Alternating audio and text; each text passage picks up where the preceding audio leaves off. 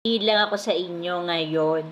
So, sabi ng Diyos sa Bible, yung kaluluwa mo muna ang unahin mo higit sa lahat. Your soul above all. So, ibig sabihin, what profit a man if he gained the whole world, yet in the end, pag namatay na siya, he will lose his own soul or mapupunta naman siya sa impyerno pagkatapos. So, kailangan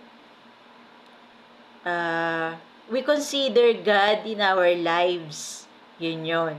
So, that's it for now. Yun lang masasabi ko. And, sana, matuto tayo sa buhay. And, wag puro self-centered lang iniisip natin priority or selfish planning. Sana, i-consider natin ang Diyos.